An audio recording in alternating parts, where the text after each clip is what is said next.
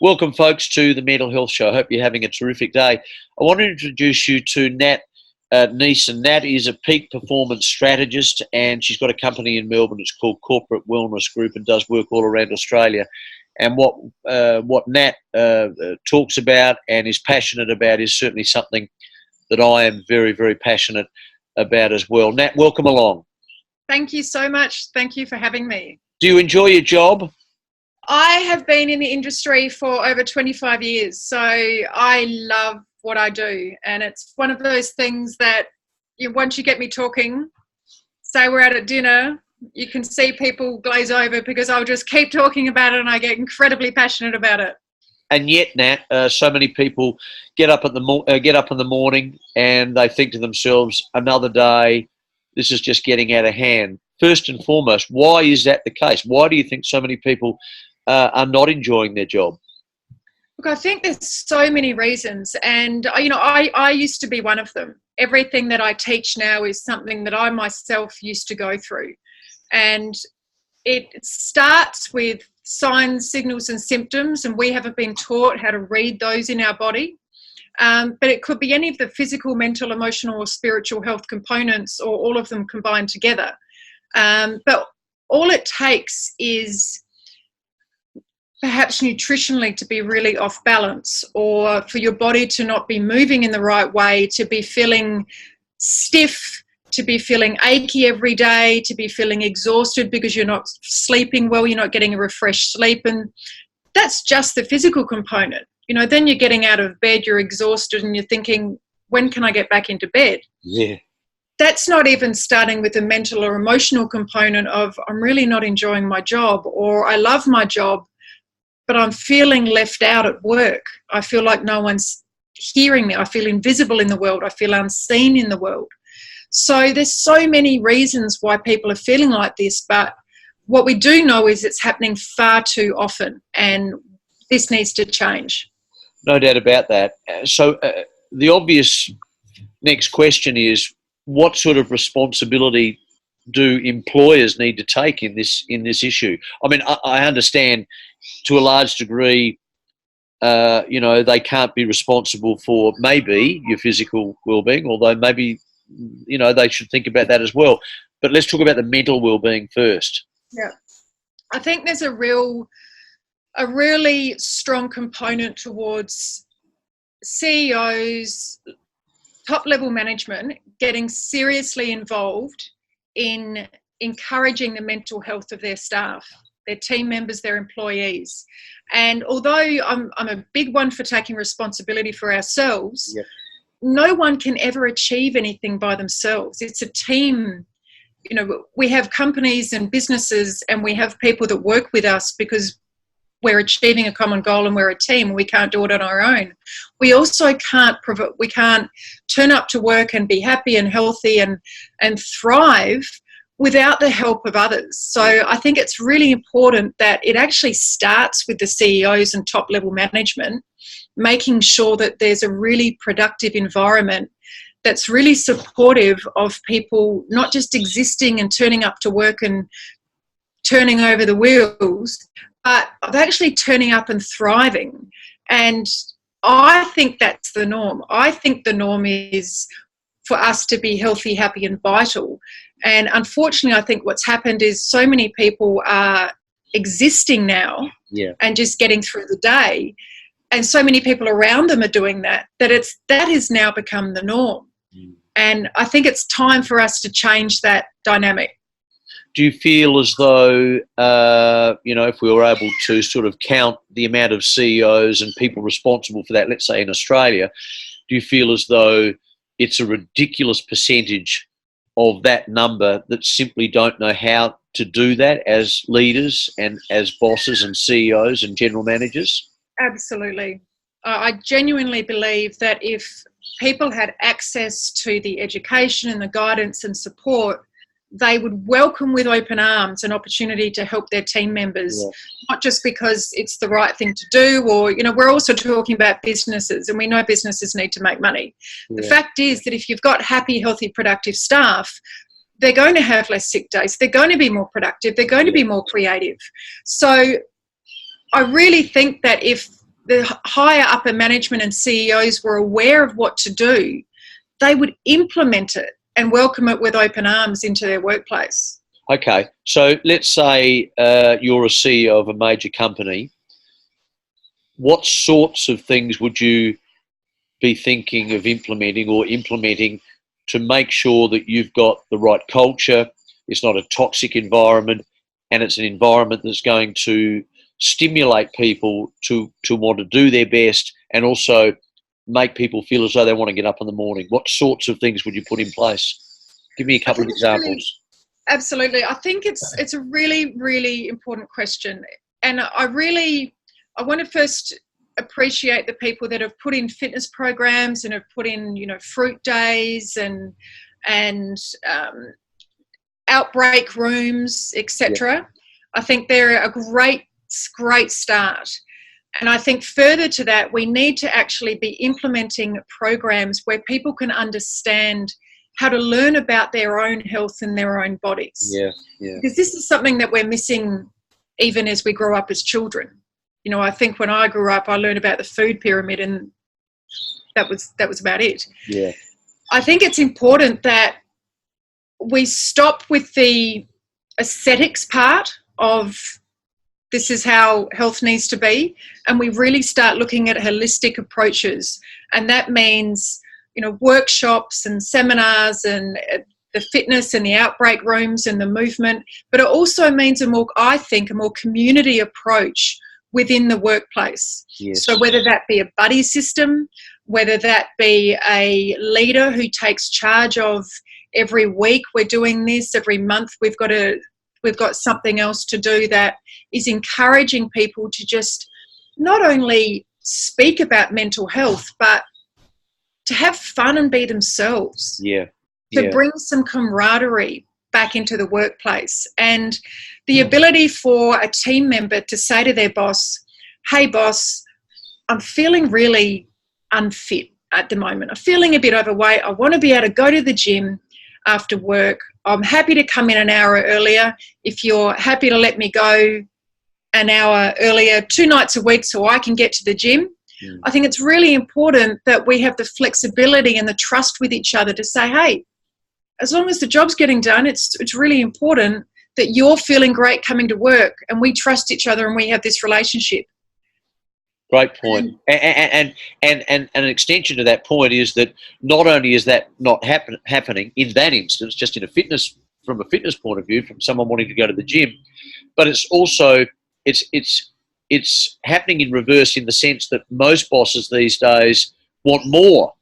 Yes. They're not willing, and I say they, I know I'm generalising, but so many of them are saying, hey, sorry, but can you work an extra 2 hours, or can you come in on the weekend, or you're going to have to work. In other words, they want more from people. And of course, what's happening, particularly in a lot of businesses, is there's less resources and less people within the area that particular person's involved working in. So in other words, the bosses are saying, hey, need you to step up. By the way, there's only 4 in your department now instead of 6. So not only do you need to step up, but the whole department needs to do more as well. And that cannot be good.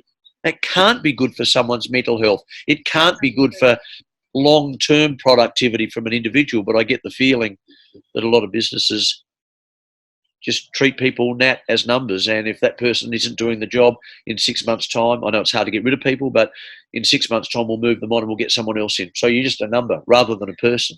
Absolutely. And it costs money to replace people.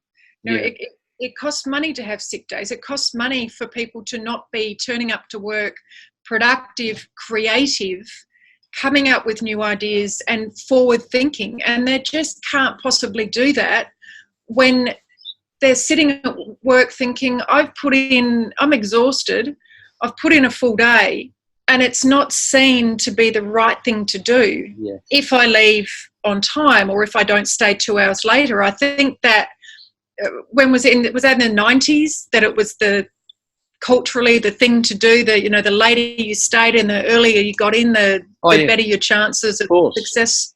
I think it's time to step up and say, that's over now. now is the time that we help people be their best. And the only way to help them be their best is to get them involved with wellness programs in the workplace. And we spend most of our life at work. That's a fact. And it's vitally important that we enjoy being at work and we feel healthy and we feel like we're thriving and we feel like we can give our best, because I truly believe that people want to turn up and give their best. Yeah. But they're unable to because they're either physically, mentally, emotionally or spiritually bankrupt. Yeah, absolutely. And it's impossible to do your best when you're at that level. I really love the idea of the buddy system. In fact, when I was in rehab, that's exactly what happens to the new ones that come in. You get a buddy for a month, and what that means is if you're having an issue and you don't feel confident going to one of the practitioners, or you don't feel confident going to someone that you don't know that well, you go to the buddy that you've developed a really strong relationship within the first 2 or 3 days, because the buddies, and I was one of them eventually, but when I first came in, obviously I had my own buddy. That relationship is you're taught to make a really strong connection with that person in the first 2 or 3 days, so that they feel confident that they can come to you about anything, really. And yeah, I mean, in those first couple of weeks, I was pretty lost and I needed someone to talk to. And that was a wonderful, wonderful tool. It's pretty simple, but I don't know whether too many organisations have even given it a second thought, to be honest. Absolutely. I don't think they have. I think organisations look at wellness, and as I said, I think it's a great initiative to have the fruit days and subsidised fitness memberships. Yeah. But it's only the start. That's the tip of the iceberg. Yeah. And it needs to be okay for someone to turn up and say to their buddy, you know what, I'm feeling really tired today. I'm feeling a bit crap. I'm okay, but that's how I'm feeling. Yeah. Because it takes an enormous amount of energy to put on a front every day. Oh, yeah. Every day. Oh, I can vouch for that. Exactly. You would know about that. It's just exhausting. Yeah. Even if we just take away pain, for example, chronic back pain is a real issue in the workplace. And for people just to turn up every day and hold down their pain and pretend that they don't have it and smile along is exhausting for them, and it's wearing them out. And it would be much better if they had a workplace initiative that helped with chronic pain, that helped with postural problems, that helped with movement in the workplace, and someone could actually turn up and say, hey, you know what, I'm okay to be here, but do you mind if I get up every 2 hours and do a stretch? Or do you mind, we've got an initiative in the workplace that we're going to get up every hour and we're going to move a bit and move our bodies. That makes me feel better. I've got my energy back, and it's okay for me to say, hey, I've got a bit of pain today. Yeah, absolutely. I couldn't agree with you more, Nat. So give me an example, give our viewers an example of something that you would look for or questions you'd ask those you're meeting with within an organisation to get a feel for how things are going. I mean, presumably if someone's going to employ, the corporate wellness group, they've got an issue anyway, but they might not necessarily know how big that issue is. Absolutely. Thank you. That's a great question. How do you know? I think it's important for us to sit down. We go and sit down with organisations and have real conversations with them about how their teams are producing the work that they're there to produce. Yes. Yeah. So, what's happening? Are they going through the motions and things are just getting done and they're ticking off the numbers? Or are they finding that people are coming in and they've got a good culture, the energy is good, that they haven't got very many sick days, that they've noticed that the hours between 3 and 5 are actually productive, that they've noticed that people's productivity and energy levels aren't slumping between 3 and 5 and people are falling asleep at their desks. Yes. Are they noticing that people are building relationships in the workplace and they're having that banter and community? Are they noticing that people are leaving their desks at lunch and going out for a walk and giving their mind a break? Are they noticing that people are skipping lunch? Yes. These are the things that might seem insignificant, but they all point to a larger problem. Absolutely. So, these are the things that we come in and evaluate for an organisation, and then put a plan in place so that we can make sure their staff are going from, as I said, as we've discussed, just turning up and existing, to actually turning up and thriving and saying, hey, what can we do today in the workplace? What can we build? Because that's what businesses are about. They're about building and growing and succeeding. Yes. But it can't happen unless your staff are feeling like they're expanding and thriving in themselves. Well, and the irony of all of this is that businesses generally would say, if you ask a business what they want to provide a product or a service to their customers, and then you might ask, at what level is that? And invariably, they may not be doing this, but invariably they'd say, well, the highest possible level, yet those same businesses and organisations aren't providing the right environment for the people who are actually selling the products. I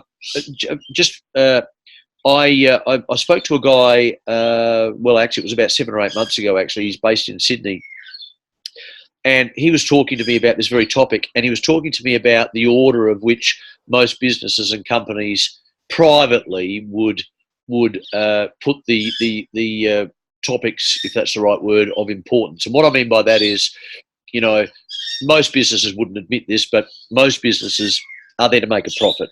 Okay, they might not say that, but I mean that's what they're there for, and they're there for the shareholders, etc. So profit number one, and then whatever it might be. But this guy took profit and put it down the bottom, and I said, okay, explain how that works. Then he said, profit will happen automatically and organically if, and in his view, the number one priority was to make sure that the boss was well in all the stuff we're talking about. And then if the boss is well and he provides an environment for the staff, so they're number two, then the right environment, which again is what we're talking about, then the staff are well. If the staff are well, it means they can service the customers better than anything. And if that happens, then they'll make money. So he took profits from the top and put it down the bottom. Under that model, I would expect, or I would think that has far, far more longevity than the other model, certainly for the people who work in those businesses. Oh, look, absolutely. And the customers, I mean, you and I both know that, you having your experiences and me being chronically unwell and becoming well, we understand what it's like when you're not well, whether that be a headache or that be chronic pain or that be digestive issues or that be mental health, whatever it may be. Yep. If you're not well, you don't respond to life, to events, to customers, to your work colleagues in the same way that you would if you were feeling comfortable and happy within your own self. Yeah. You're feeling really vital if you've got energy. You get a completely different response from someone. Yep. And that goes from, take going to a bank, for example. I turned up at the bank the other day, and I'm one of those people that likes to go in because I like to talk to people and I like to see a real person. Yeah. And I had the loveliest conversation with the lady behind the counter, and she was clearly feeling great. She was clearly enjoying her job. And I thought, wow, I'll be back there. All I was doing was, a transaction, and I had a wonderful interaction with another human, and that made that bank look fantastic. Yeah. Which is completely different if someone's saying, what do you want? I haven't got the energy, So what you said is so true. And if every organisation was like that, the world would be a different place. So when you go into an organisation, as an extension to that, the points we've just been making about the boss having to be well, what observations or do you make observations of the leader as well and the way in which they're handling themselves? And Absolutely. If you're making observations about that, Nat, and you get the feeling that they might be unwell themselves, or they may not necessarily have any idea, for example, how to identify whether someone's unwell themselves. I'm talking mentally in this case. I mean, if someone comes in on crutches, obviously they've broken their leg. How do you handle that? Is that more delicate?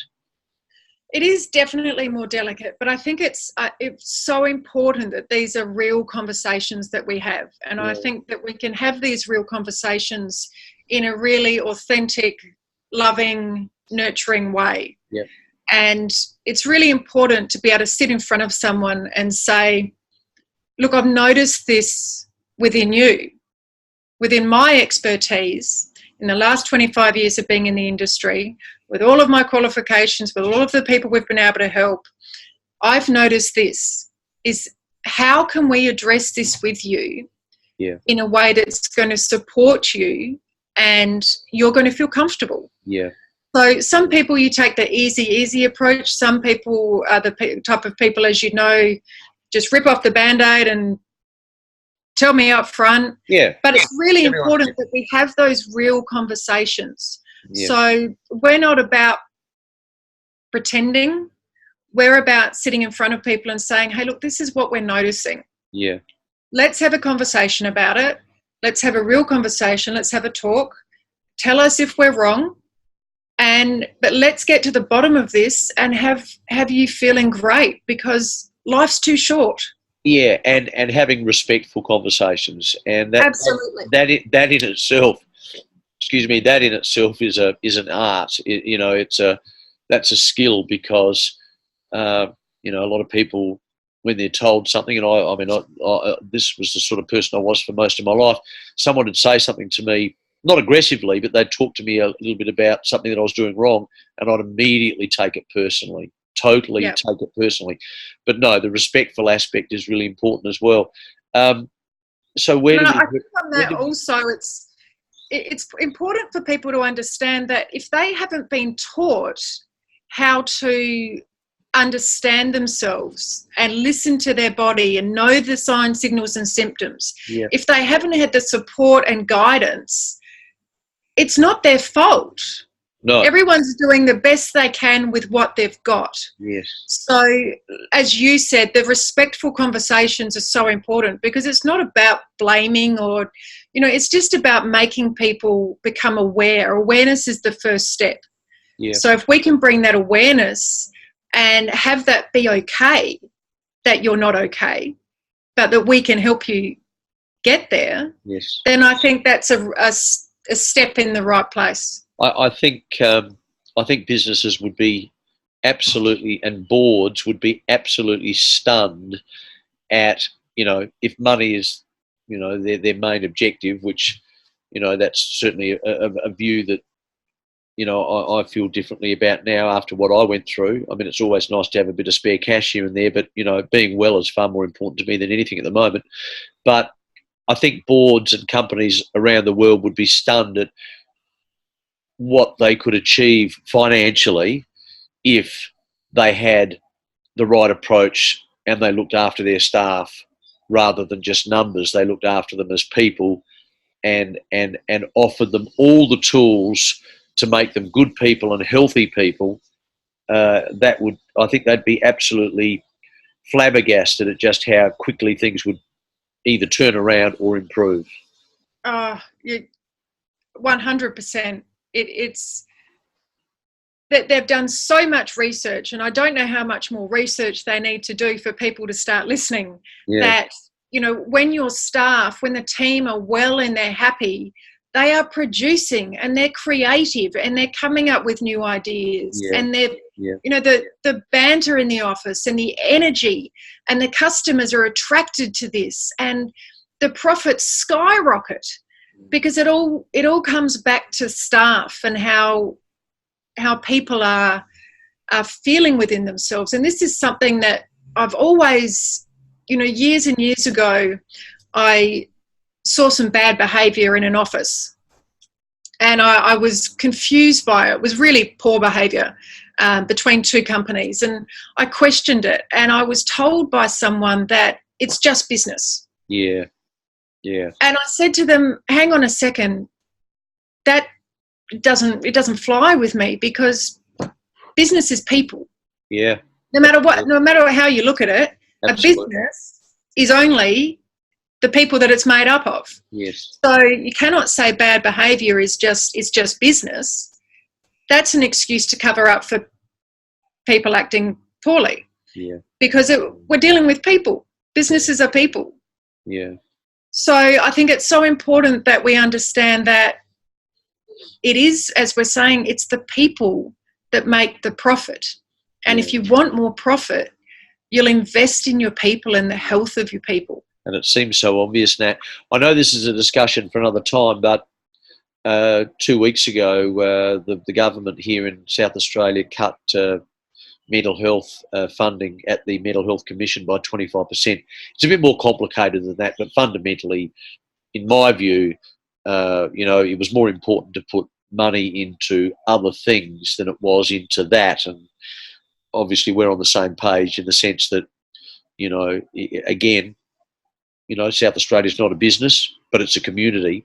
Yes. And if you've got good people within a community and healthy people, then that, in this case, that community will flourish, which means the state will flourish. Seems obvious to us, and it may seem obvious to the government here, but for whatever reason, they don't see the importance of that. I mean, from a rhetoric point of view, if you were speaking to the Premier now or Stephen Wade, the wellbeing Minister for Wellbeing, they would argue against that, but that's how it works. We understand that. Yeah. But conversely, as I'm sure you know, the New Zealand Prime Minister only 2 weeks ago announced as the centrepiece to their budget a $1.9 billion wellness program, and she said that it is only the start, but she gets it. She seems to understand that for New Zealand to flourish, it's about the people, and that resonated with a lot of countries around the world. That article went viral, and a lot of countries started to, and governments started to think about that. I just wish we'd do it here. I really do. It frustrates me. But the pressure off the health system, the pressure off organisations with sick days, the increase in productivity, the decrease in crime. Yeah, it affects every corner of our community. It does, yeah. When we're looking after them and we're treating people how they deserve to be treated, and we're looking after their health. And holistic is a fluffy word, and wellness is, I think we're past that point, that we understand holistic and wellness are not fluffy words anymore. Absolutely. They're strategic to community and business growth. Oh yeah. But it affects every corner of our community, and if we can only just start getting in inroads, then we'll start to see changes slowly. Well, you've started a bit of a movement with your business. I mean, maybe the two of us can improve that movement in some way, shape, or form. I don't know, but I think we can. Yeah. I know. I agree, and I'm pleased that there are people starting to think that way, and it's something that needs. It's something that needs to happen now. It can't be something that happened. I mean, I don't even want to. Again, this is a conversation for another time, Nat. But I don't even want to think about if things stay the same. I don't even want to think about what society is going to be like in 10 or 20 years' time. I don't even want to think about it at this stage. Now, that was wonderful. Thank you. By the way, I feel totally underdressed. I mean, you're obviously magnificently dressed there, and here I am in a bloody hoodie. And this is the hoodie I actually got from the Hayter Clinic. Well, not I didn't get it from the Hayter Clinic, but everyone at the Hayter Clinic was wearing the hoodie. So I've never worn one of those before in my life. Hey, Nat, thank you so much. So your business is called Corporate Wellness Group, and if you go to corporatewellnessgroup.com.au/radio, then there's some information and great videos that you can obtain about health and wellness, and wonderful. some little tips and tricks. Yeah, okay. And if someone or a business or a company is interested in talking to you, they would go to the website, and I presume there's a form there, or there's numbers. Absolutely. You can go to corporatewellnessgroup.com.au/radio, yep. Fill in your details, and we'll get in touch with you. Nat, thank you. That was wonderful. I mean, thank you so much. That's okay. We could talk about that topic for forever, but we'll talk again, and we'll certainly expand on it. And there's a whole range of other things that we can talk about, and maybe even perhaps even get a case study of some description and run through that. and Oh, that would be wonderful. and give some more information. Nat, thank you so much indeed for joining us on the Mental Health Show. Sharing my passion, and thank you for your time.